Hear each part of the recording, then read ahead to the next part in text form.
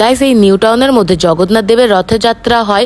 দুটো বেস্ট জায়গার আজকে লোকেশন দেবো তোমাদেরকে। তো তার জন্য তোমাদেরকে কি করতে হবে, পুরো ফার্স্ট টু লাস্ট পর্যন্ত ভিডিওটা ওয়াচ করতে হবে। তো চলো ভিডিওটা শুরু করা যাক। উল্টো রথ তো এসে চলে গেল এদিকে, কিন্তু আমার আর উল্টো রথের ভিডিওটা আপলোড দেওয়া হলো না, কারণ আমার কিছু পার্সোনাল কাজের জন্য একটু লেট হয়ে গেছিল। তোমরা সবাই কম বেশি জানো এই মন্দিরটার ব্যাপারে, আর তোমাদেরকে বেশি সন্ধে বিচ্ছেদ করে আর জানাবো না। তো যাই হোক, আজ হচ্ছে উল্টো রথ, আর উল্টো রথের দিন আমি তো সবার মতো বেরিয়ে পড়েছিলাম রথ দেখতে। কিন্তু তার আগে একটা জিনিস দেখাই, দেখো এখানে আমাদের ভগবান জগন্নাথ দেবের জন্য 56 ভোগের আয়োজন করা হয়েছে, আর সেই আয়োজন করা ভোগগুলোকে হাজারতলার মন্দিরে নিয়ে যাওয়া হচ্ছে।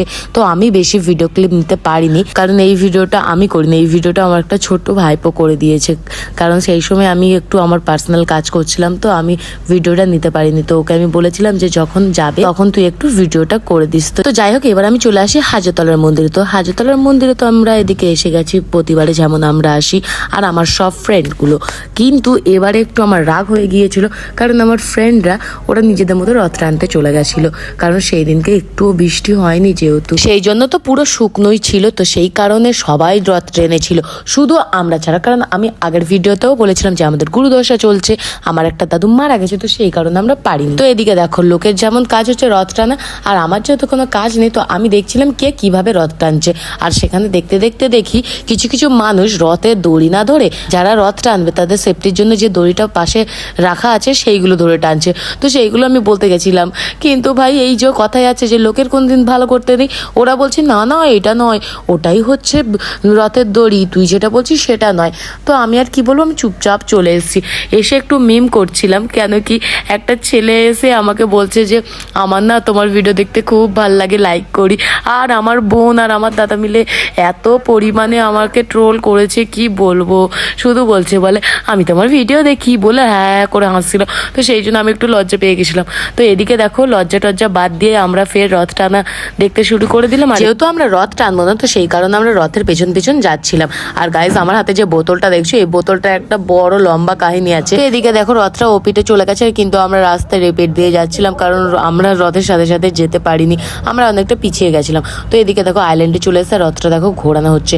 কিন্তু আমাদের এখানে একটা মজা সব থেকে বেশি কি আছে জানো তো, উল্টো রথের দিন জমিয়ে নাচ হয়। যেমন বাজনাও বাজে, তেমন হরিনামও হয়, আর সবাই প্রচুর পরিমাণে নাচে। আমাদের গ্রামের একটা কেউ বাদ যায় না, সব বউরা নাচে। আর এদিকে দেখো, রথটা ঘোরানো হচ্ছে। আর জানো তো, প্রতিবারই রথ ঘোরাতে ঘোরাতে সন্ধে তো হয়েই যায়। আর এদিকে সন্ধে হয়ে গেছে, আর সন্ধেবেলার মৌসামটা তো তোমাদের কাছে আর আমি এক্সট্রা করে কিছু বলবোই না। তোমরা তো সবাই জানো যে কেমন ওয়েদার আর কেমন লাগে। আর এখানে একটা ইউনিক জিনিস কি আছে জানো তো, সবাই যেমন পুজো হলে বাতাসা ছড়ায়, আমাদের এখানে বাতাসা নয়, আমাদের এখানে লজেন্স ছড়ানো হয়। যেমন রথের উপর থেকে লজেন্স ছড়ানো হচ্ছে। আর এদিকে তো আমাদের জগন্নাথ দেব মাসি বাড়ি থেকে তো বাড়িতে চলে এসছে, আর এক এক করে তাকে আমাদের মন্দিরে স্থাপন করা হচ্ছে। তো আমি সব ভিডিওটা দিতে পারিনি, কারণ আমরা ঘুরছিলাম সেই সময় মেলায়। আর মেলাতে ঘুরতে ঘুরতে আমার তো একদম রাগ হয়ে গিয়েছিল, কারণ আমি যাদের সাথে এসছি তাদের তো কোনো পাত্তাই নেই। তাই আমি আর আমার বোন মিলে দুজন মিলে একা একাই ঘুরে বেড়াচ্ছিলাম। কারণ ওই কথা আছে না যে যদি তোর ডাক শুনে কেউ না আসে তাহলে একলা চলো রে। তো সেই জন্য আমি আর আমার বোন একলাই চলছিলাম, মানে আমরা দুজনকে একলাই মনে করে যাচ্ছিলাম। তারপর দেখি আমার এই ফ্রেন্ডগুলোর সাথে দেখা হয়েছে। তো আমাদেরকে বললো যে তোরা কোথায় আছিস, আমি তো বলছি না। তারপরে আমি অ্যাটলিস্ট আমি বললাম যে না, আমরা আছি জগন্নাথ দেবের মন্দিরের সামনে।